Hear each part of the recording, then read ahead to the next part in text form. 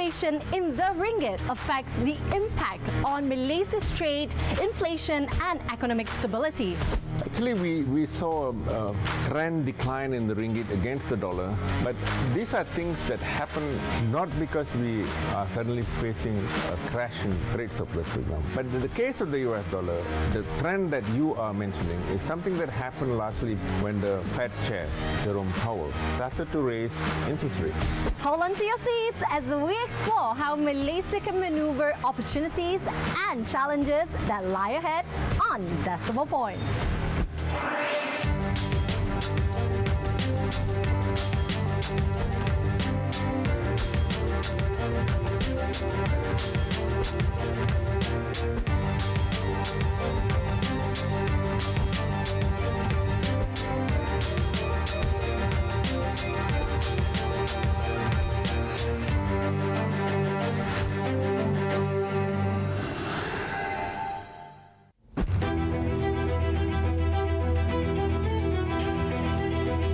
In today's globalized economy, Malaysia stands at a crucial crossroad.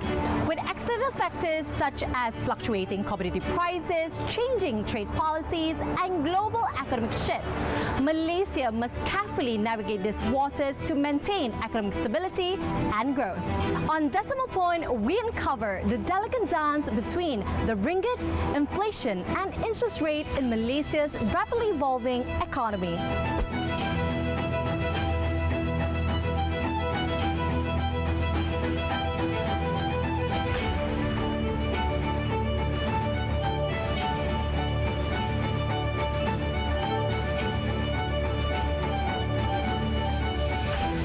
The ringgit's performance is significantly influenced by trade dynamics and also global economic condition.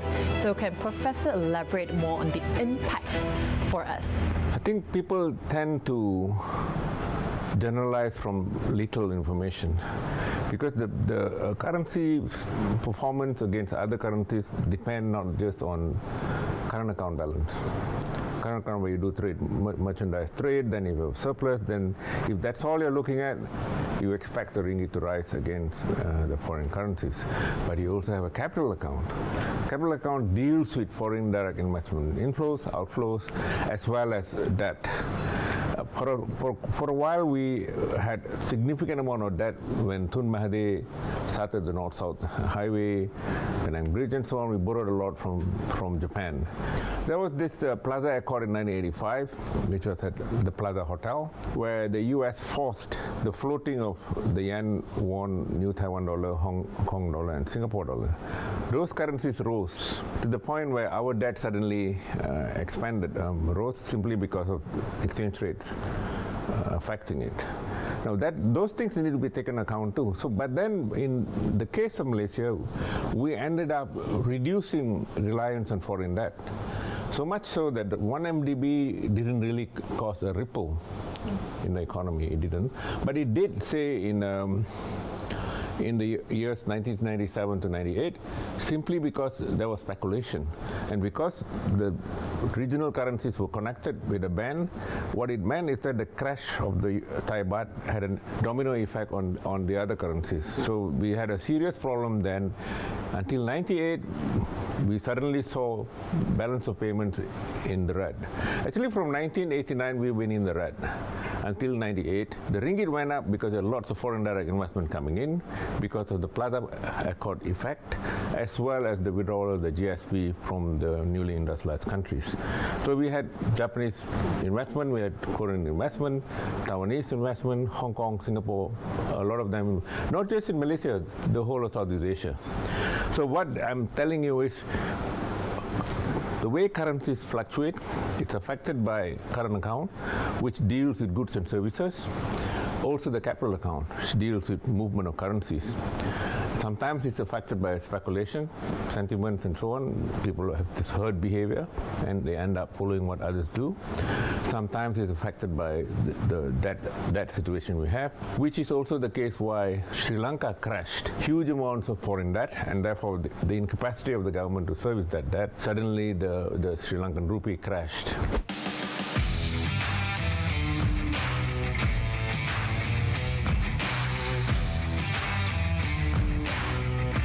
Now, Prof, earlier you mentioned about currency. So the ringgit often moves in the opposite direction to US dollars. So when US dollar strengthens, oftentimes the ringgit may weaken. So may you elaborate further on that? Actually, we saw a trend decline in the ringgit against the dollar and for a long time against even regional currencies like the Thai baht and the Singapore dollar, including the Aussie dollar. But these are things that happen not because we are suddenly facing a crash in trade surplus, for example. Malaysia has had trade surplus since after 98. It's had no negative trade imbalance, no. And in fact, I would say that over the last 6 months, there's been a trend rise in trade surplus. But that hasn't translated so much into strengthening the ringgit. But in the case of the US dollar, the trend that you are mentioning is something that happened largely when the Fed chair, Jerome Powell, started to raise interest rates. The idea of raising interest rates is to cap inflation. Now, his plan was to see that inflation does not exceed 2%, which he thought, it depends on what sort of economics you follow, will have a bearing on the economy, which means to say you will have a decline in GDP growth. If you have 2 consecutive quarters it declines, you call that a recession. Depression takes longer. Now, to prevent that, he was raising interest rates. At its height, it was 5.5%. Interest rates there, when ours overnight rate is 3%, OPR. Now, that actually means that lots of currencies go there because you make money from savings. When that sort of amount of money converges in the US, it will have a bearing not just on the ringgit, all other currencies, because the US dollar is arguably the biggest reserve currency in the world. That's why you see when suddenly the dollar goes up, the ringgit falls. But if that effect reduces, that effect falls, it need not necessarily follow that pattern. So in other words, this relationship, because of the nature of how the world has evolved now, particularly after the COVID-19 when supply chains were disrupted, as well as the trade sanctions against Russia, which has had a bearing in a way where the trade sanctions against Russia and the China containment policy means that there are blocs emerging, the Indo-Pacific bloc against, say, BRICS. They are just examples, and there's a tendency in that sense that it will have a bearing on the way the leading currency in the world. Although the dollar was fixed, we had a fixed exchange rate mechanism from the time the World Bank and the IMF were created in 45, but the decisions were made in 44. 71, Nixon withdrew the dollar from the fixed exchange rate mechanism and then depreciated it by 15%. Suddenly the reserves of all other countries fell. But at the moment, that's what is happening. In other words, the central bank of the US has that much of control over how currencies move. So the general tendency is when the Fed chief, this was the same when Alan Greenspan was there before Bernanke took over from him, he was raising interest rates, which is a major trigger of the reason why US imploded, the 2007-2008 global financial crisis. Bernanke came and reversed it because there's a limit to which you can do what you're doing because it will have a bearing on those people who carry debt. There's another thing that is people are beginning to learn now. In most economic experiences involving the US, companies are more geared. In other words, they tend to look at the returns, internal rates of returns they get in relation to interest rates. A lot of them have other people's money in there. In other words, it's not just the equity that they have liabilities higher. Compared to Asian firms, they tend to have higher equity among the shareholders. My concern is, have the top here really reached the people we call in Malay as akar umbi, the golongan marahain? Have we really reached the masses? That to me is a more important concern than the fact that we're anticipating higher inflationary pressures.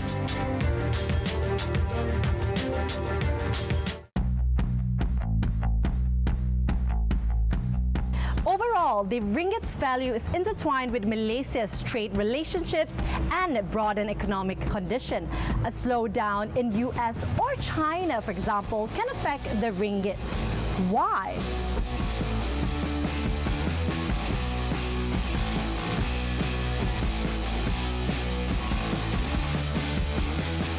Now, Prof, just to follow up with what you have said earlier, now changes in trade policies, commodity prices, and geopolitical climate all comes to play. Now, for the slowdown in US-China, for instance, can definitely slow down in terms of the Malaysian export, which decreases the ringgit.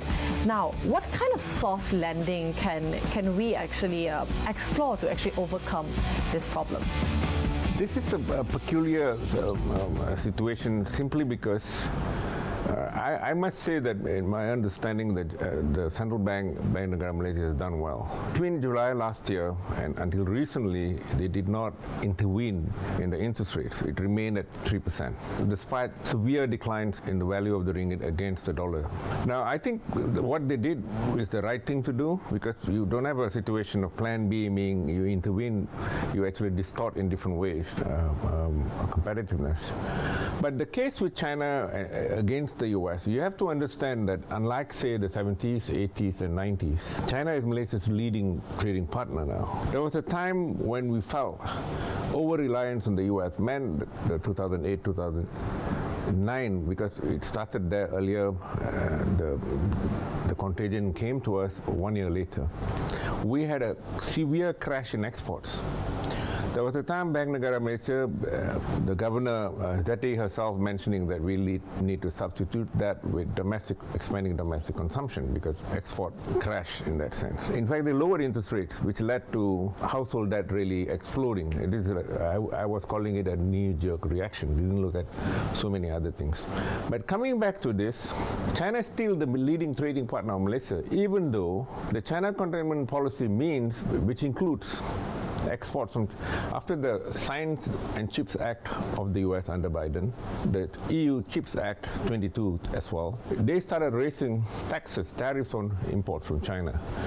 Electrical goods in the US, 100%, 45% in the case of EU. Canada followed the same, Trudeau. What I'm saying here is that scenario doesn't really impact on Malaysia so much, because we had reduced from something like exporting to the US around 30 to 40% of our goods to 4% within, say, 10 years.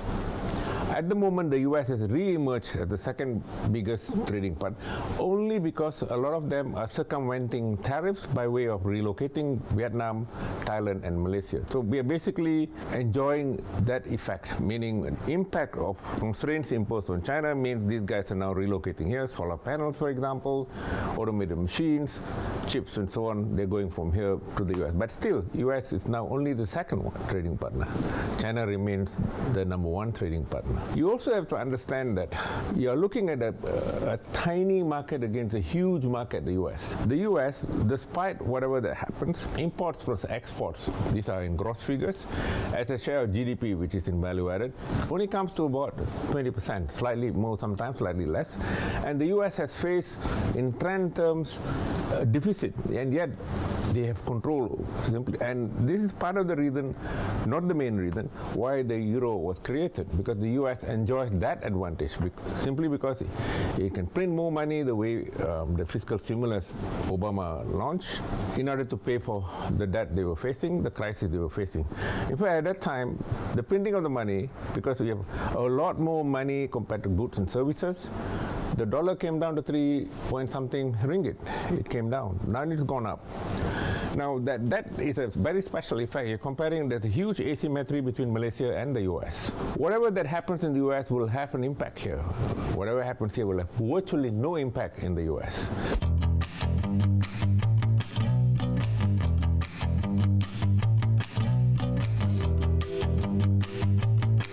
Now, Prof, as of November 2024, Malaysia's inflation rate is 1.8% down compared to 1.9% in October 2024. Now, as I understand, inflation significantly affects the ringgit when it comes to trade as well as when it comes to economic stability. So can Prof elaborate a little bit on that? It actually works both ways, in the sense that if you have the basket of commodities that go into how CPI is measured, of course they have these base years where they change that if they feel that significant enough change. They won't do it otherwise, because you want to see a trend on real economy and so on. It's pointless if someone changes now and then that basket. And for food inflation, we are looking at items that go into that basket of food.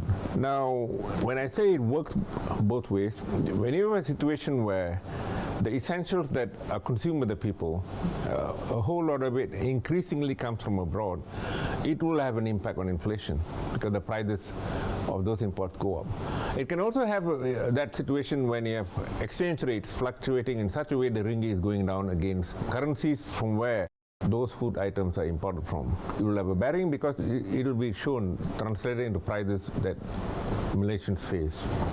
Now, in that sort of situation, anticipation-wise, we expect, but again, it need not happen that way because there's so many influences on inflation.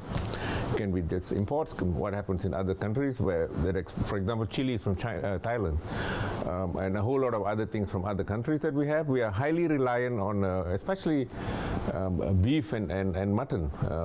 Something like 85% of mutton is imported from abroad. Close to 90% lamb is imported from abroad, and many other items, which is why our agricultural minister says, and he has got a focus effort to reduce reliance on, say, onion imports, ginger imports. They are trying to grow these things, but are they materialized? So if you increase the goods, surely it'll go down, inflation will go down because you have more supply coming in. If that doesn't happen and demand still goes up because population is increasing, people are consuming more, especially in items that are normal, because inferior goods like rice, none of us are going to eat more because suddenly the price went down. That's an inferior good or a given good. Now, in this sense, what we can expect over the next few months is we are expecting, as you mentioned earlier, that we are looking at focused subsidies on RON 95. Unlike diesel, petrol is more consumed by the consumers. I don't know why we came up with a very good system. I was part of it when I was in the advisory board, the Part1 system. Do you know Phil Alston once from the UN came and criticized how we define poverty line. And poverty line has a bearing on inflation. If you take the same line that, if the poverty line income was 50 ringgit in 1970, what we buy in 2018, 980, equivalent to buying the same thing with 50 ringgit here. Now, that's not how poverty levels need to be measured. What he was telling, as countries evolve, those who are classified poor cannot be the same. Meaning you raise that levels to include more goods and services, to include many other things inside that. That wasn't adjusted. The second thing is, we assume that when people don't have, households don't have addresses, or they are just not there in your list, you don't include them. That means you don't actually include the real poor. And then you come up with a Gini coefficient of income inequality that looks reasonably good, but in reality it's not.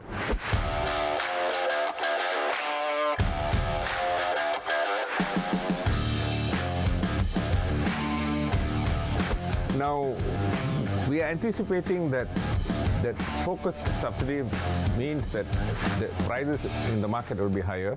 It will translate in some ways, as well as the recent increase in civil servant salaries. It will have some sort of a snowballing effect, not just those civil servants themselves having money, but it will have some sort of an impact on the private sector too, to see some sort of change in those salaries. So, but what are they doing in relation to this? My own feeling is you have to see that the programs that you have in place to address reliance on a number of food items, the dependence is reduced. Are they doing that? I'm not convinced that what we did in the last figure I have, self-sufficiency rate for rice is 69%. It was highest in 1976, 86%, the year Tun Razak died. 69%, while in Taiwan and so on, it's over 90% self-sufficiency. Very quickly, with all these trade tensions, they brought back agriculture to Taiwan. In Taiwan, you have a situation where robots plow the fields, robots milk the cows, drones are there to take care of many other things. The system we had where we guaranteed the producer a certain amount of things at that sort of price so that you take the middleman out. And when prices are fluctuating too much, the system that they have for palm oil now, that stabilization was in place for those essentials too. They're not back. My own feeling is that focus disappeared from mid-80s, so much so that by 89 we had become a net importer of food. And that even though the ringgit went up, at its highest point was 2 ringgit 45 cents in the year 1996 before the ringgit crashed because of speculative attacks. Now, that didn't mean that we had a strong balance of payment surplus. We didn't have a surplus at all. Chronic deficit we had from 1990 to the time when the ringgit crashed. Subsequently, we have been having a trade surplus. The reason why Malaysia doesn't demonstrate a typical pattern a normal economy does is Malaysia is a tiny country. It's a small, open economy, highly integrated in the world economy. In the case of the US is an economy I just mentioned to you earlier, around 20% imports plus exports share of GDP. So much of what happens in the US is internally driven. It's not because something is happening abroad, no. In the case of Malaysia, heavily reliant on what happens abroad. So while we are anticipating, and the figures that you gave, it fell, of course, from 1.9% to 1.8%, the normal interest rates. I think the food one got up slightly, I think 2.3 to 2.6 between October and November. The anticipation is the government too is expecting slightly inflationary pressures. Now, what measures are being taken? My concern is, have the top here really reached the people we call in Malay as akar umbi, the golongan marahain? Have we really reached the masses? That level of integration doesn't exist when you compare with the Nordic countries, or even Netherlands, where I lived for 4 years. That to me is a more important concern than the fact that we're anticipating higher inflationary pressures, simply because we have two macroeconomic developments that show that that's going to happen. One, we are going to have prices of around 95 rising for the general public. But if the system in place is rightly placed, the poor would not bear it. Second, the salaries of civil servants having shown an increase because the government allowed that, and how it snowballs into the whole economy. That too suggests that we will have increased inflationary pressures, because supply cannot be changed overnight. It's impossible to do that, because you can't suddenly say, well, we'll step up rice production and see it happen in the next month. It doesn't work that way. And are we having initiatives to see that those problems are solved? I haven't at least seen it. Maybe they're doing it. It's like Indonesia. Indonesia recognized that they have a problem with paddy productivity. They have enlisted the Chinese, training them to have more efficient ways of doing things, which has got results. Or for that matter, in the case of Lao PDR, Huawei has been enlisted to develop a system. They have the world's largest potash mining in central Laos, where robots are mining potash 200 meters underground. Humans can't be there. With synchronized coordination with smartphones, very successful. Are we doing those things here? We talk about rare earth. China is the most sophisticated producer of rare earths. Why haven't we got them to help us with rare earth here? We have rare earth here and there. Even the Kedah minister is so happy that they have so much of it to produce. My own feeling is we need to, if these things are done, we can have a greater control of inflation, despite the fact that we are highly integrated in the global economy. Policies that boost exports. We're talking about boosting the economic growth. How Bank Negara Malaysia or the Malaysian government plays its role? Let me note that the fact that Malaysia is a very small economy, at a time when Korea and Taiwan began the industrial policy focus, they actually targeted the global economy, because they also had very small economies. Their per capita income lower than Malaysia, now 3 times more than us. If we are dealing with the sort of trade policies that we've had, liberalize, open up, let as much firms come in, somehow that logic driven by neoclassical theory, this is like manna from heaven, leave technologies to nature to take shape, which is why we are now classified as a country by the World Bank in the middle income trap.